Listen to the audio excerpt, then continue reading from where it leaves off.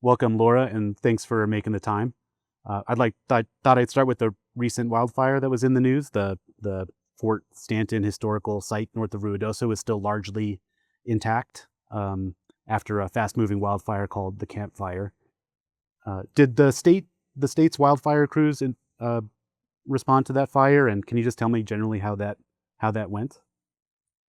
Yes, that fire was a good early season wildfire and test of our ability to work together, state and federal, on a fast moving, mostly grass and woodland fire.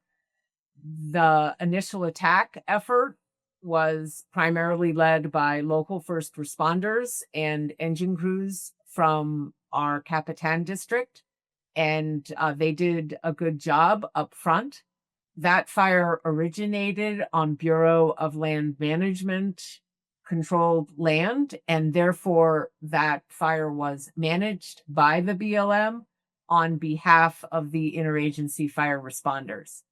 For us from New Mexico Forestry Division, we did have one of our wildland fire crews that was created after the Hermit's Peak fire responding to that fire. The campfire, that is, that was our Mimbres crew that is based out of Socorro. Oh, right, okay. And how are things going when it comes to the state's effort to build these teams that eventually will try to become hotshots, right?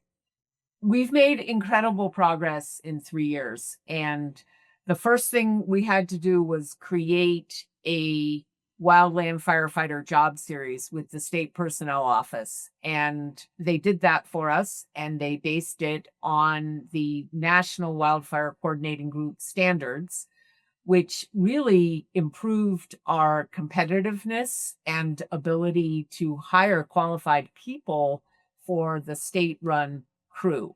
Because now we have competitive salary, we have a career ladder for firefighters, and through legislation that was passed in 2024, our firefighters are now part of the public safety retirement plan, which was a barrier for us relative to the feds that were offering an enhanced retirement plan. So now we do that as well. And then finally, we were able to work with the Department of Information Technology to figure out how to offer hazard pay Wow. for the actual time that firefighters are on the fire line. So now that we've done all three things, the job series with the career ladder, the enhanced retirement, and the hazard pay, we are extremely competitive. And with all the challenges that the federal government is having right now, we are finding that our applicant pools have gotten a lot better. Now, I will say that firefighting is hard and dangerous work, and it requires being away from your family and home for extended periods of time. And as a result of those factors, which are unchanged, we do have a lot of turnover, and we are still working toward being fully staffed on both of our crews. Okay, got it.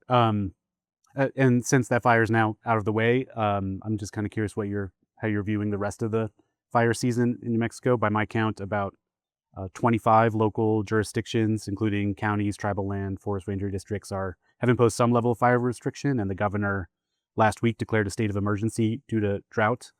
What's in store for us for the next couple months? Would you say? So the predictions are that we stay in drought. And that said, we are having some moisture come in from both the Pacific and Caribbean. And so I think there is a little bit of uncertainty right now as to whether the moisture that we are going to get for the rest of this week, then a drying trend, then moisture maybe the following week, that could change things in some parts of the state. I really don't think that the southwest part of New Mexico will get out of drought conditions even with this moisture. And that's because their winter deficit was so high.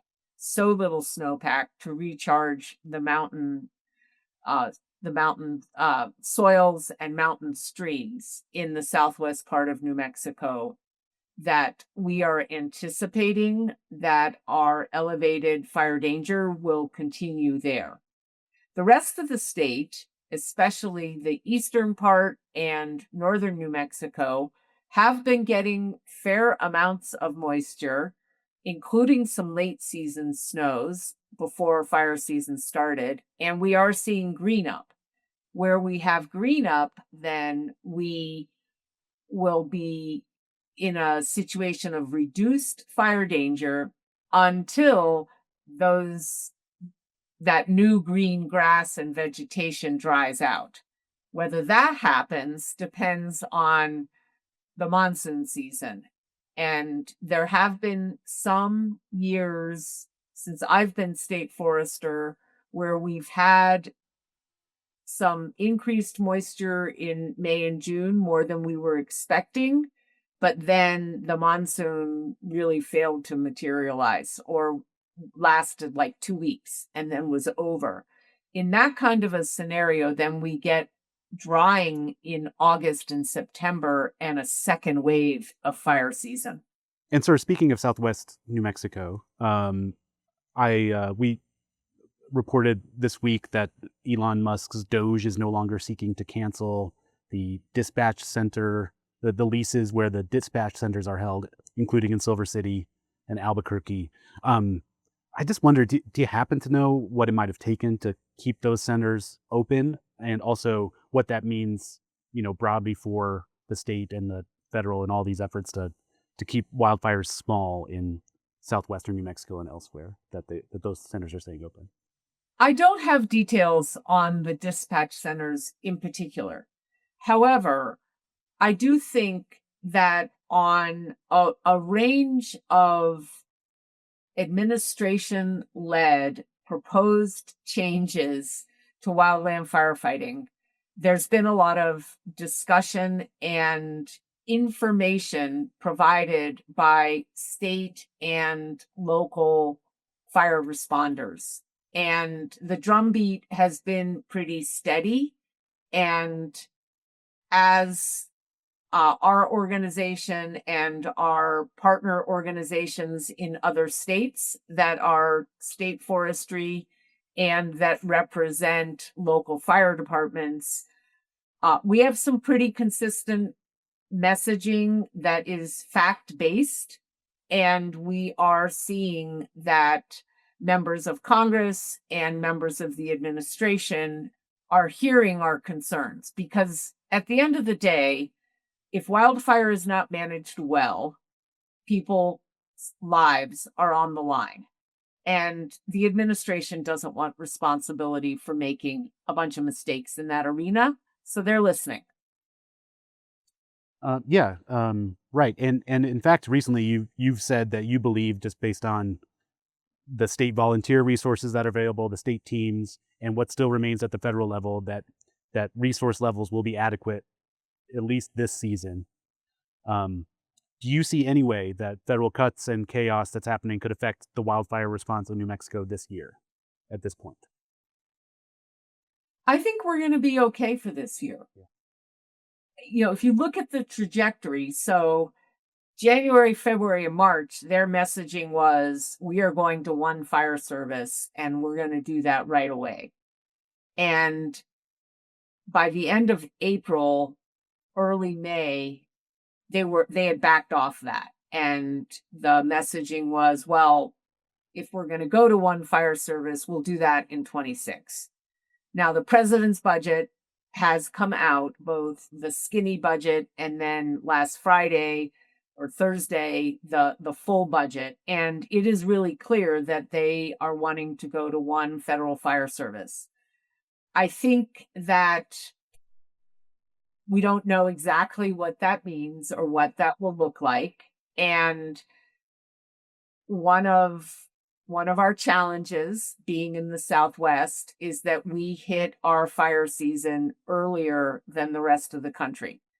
And so if with our fire season starting sometimes the last week of March, we really need some certainty come January as to what we will be looking at relative to changes and how those changes might affect the cooperative agreements that we all operate under. Are you still trying to decide what you think about a single federal wildland firefighting force, or do you have anything you want to share about you think what that would look like or mean for us in New Mexico? That's a rabbit hole, Yeah. right? Because it's unknown as to what exactly is going to be proposed. What I do think is that we're in good shape in New Mexico with our legislature and governor's office really understanding the need for the state of New Mexico to have some independence when it comes to wildfire response. I remember you said in October in a speech at UNM that you kind of described the federal response to wildfire recovery as fragmented and constrained. I'm just wondering if you're seeing anything out of Washington these days that you think would help fix that problem or make it worse. Yeah, that's a good question. So, no, I'm not seeing anything out of Washington that would make it better yet. I think that the backlash against FEMA and disaster response in general is a reflection of the problems that I was talking about in that UNM speech, which was on post fire recovery. Under the Biden administration, there was a concerted effort to improve the interagency coordination for post wildfire response, and that is on hold right now. So, between the uncertainty about what will happen to FEMA in the future and the lack of continued dialogue on post fire response, I don't think that we can expect anything to change in the near future. Okay, my last question. Thank you again for your time. I happen to know that you were in Washington D.C. a few weeks back, and were lobbying for something or against something, along with the state forester in Utah. You politely declined back then to tell me exactly what it was you were doing, but I'm wondering if now you might be willing to say what compels you to brave the halls of Congress now. A few months ago, Mm. 18 state foresters Oh, well. went to DC together under the umbrella of the National Association of State Foresters. And we had a few key messages to deliver to members of Congress and the administration. One of them was around our concern that through the DOGE effort, one wildland fire service would be created for the 2025 fire season. And we wanted to make clear that that was not going to work, and that states are responsible for 80% of the wildfire response nationally. Now, that balance might be a little different in New Mexico, where I would say it's more 50-50, but nationally, 80% of firefighting is done by states and local governments, and therefore the federal government doesn't get to just like change the game on the rest of us in the middle of a fire season.